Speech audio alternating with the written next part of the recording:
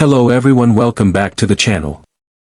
Today we dive into one of the most shocking and unexpected escalations in the Middle East in recent years, a move that has stunned analysts, worried diplomats, and ignited endless debates among military experts.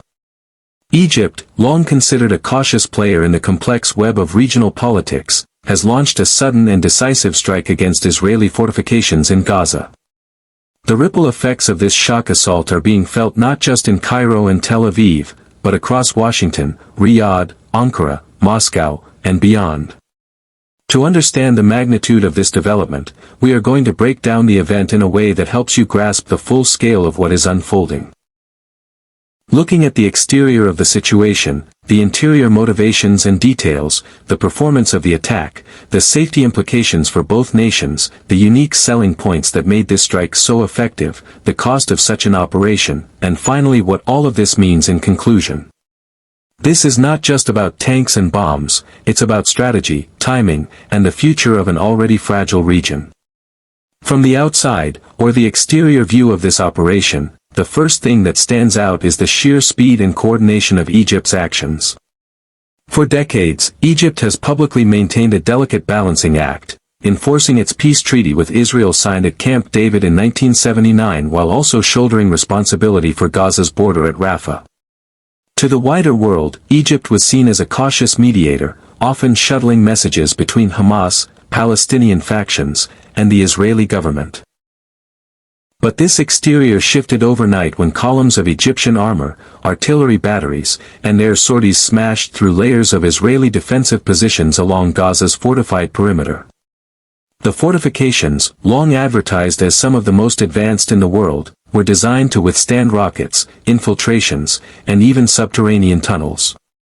Yet from the exterior, Egypt managed to expose weak points, using precision-guided artillery strikes, electronic warfare, and a massed show of mechanized force that looked both modern and ruthless.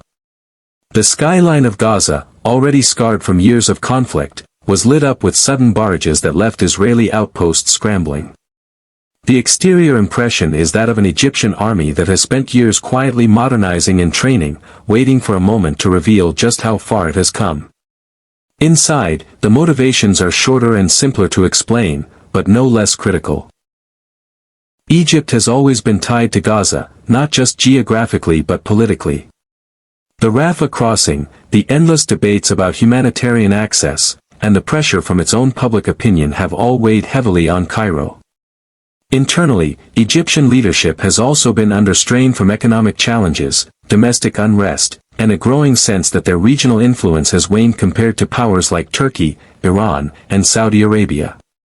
This attack, however risky, signals a bold attempt to reassert Egypt's role as not just a mediator but as a decisive actor capable of shaping the battlefield itself.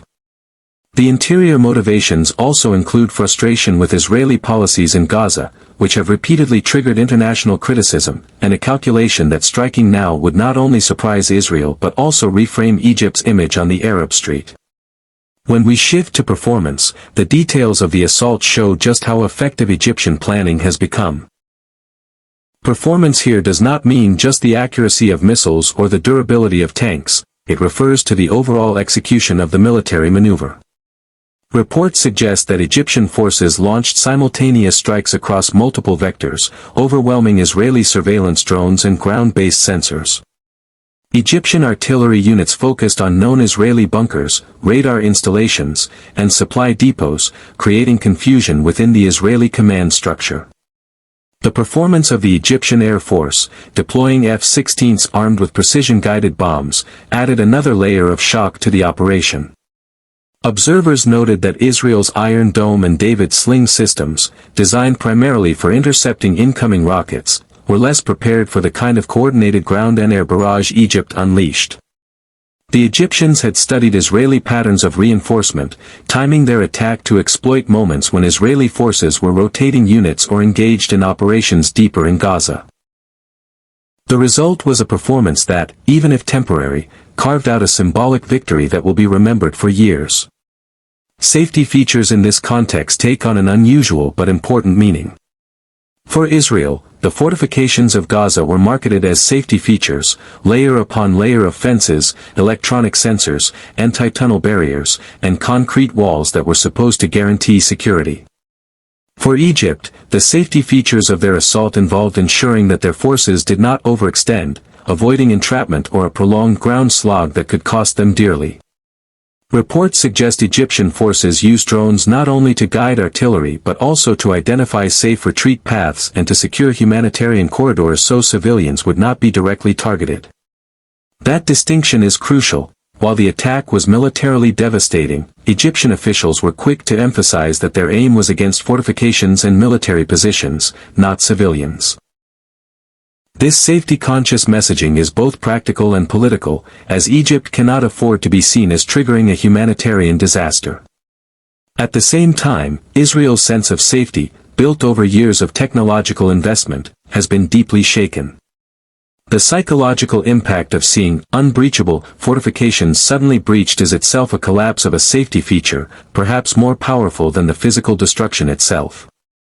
Unique selling points of this attack, the factors that made it stand out from countless other battles in Gaza, revolve around timing, surprise, and symbolism. First, Egypt timed the assault during a period of relative regional distraction. The global community was focused on conflicts elsewhere, from Ukraine to tensions in the South China Sea, and Israel itself was managing internal political disputes. By launching a strike when few expected it, Egypt maximized the element of shock.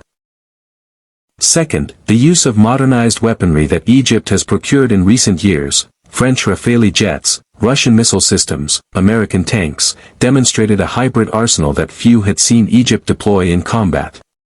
Third, the symbolism of Egypt, the first Arab nation to sign peace with Israel, turning its firepower against Israeli defenses carries enormous weight. It signals to Arab populations that Cairo is still willing to act decisively in the Palestinian cause, even if it risks destabilizing decades of fragile diplomacy. These unique selling points ensure that this event will be studied not just as a military skirmish, but as a historic pivot in regional dynamics. The price of this attack, however, must also be considered, and it is not measured in dollars alone. Financially, Egypt has invested billions into modernizing its military, often relying on loans, aid, and partnerships that stretch its already fragile economy. Every missile fired, every jet sortie, every tank mobilized carries an enormous cost that Egypt must somehow justify to its struggling population. But the greater price is geopolitical. Cairo risks its relationship with Washington, which has long provided military aid and considered Egypt a cornerstone of regional stability. It risks retaliation from Israel, which may decide that deterrence requires a devastating counterstrike.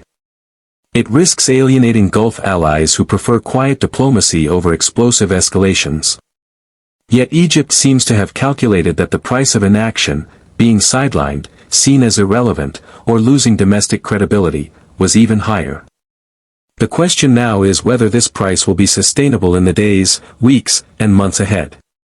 In conclusion, the Egyptian strike on Israeli Gaza fortifications is more than just a sudden military operation, it is a statement, a gamble, and a turning point. The exterior shows us a modern Egyptian force capable of executing complex maneuvers. The interior reveals motivations driven by politics, economics, and the desire to reclaim regional influence. The performance of the attack demonstrates how even the most fortified defenses can be cracked with preparation and precision. The safety aspects highlight the fragile balance between military success and humanitarian responsibility.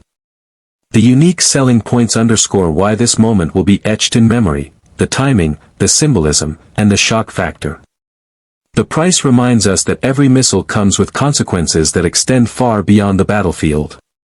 The Middle East has once again been thrown into uncertainty, and whether this attack becomes the first chapter of a broader conflict or remains a bold but isolated act will depend on the decisions made in Cairo, Tel Aviv, Washington, and beyond.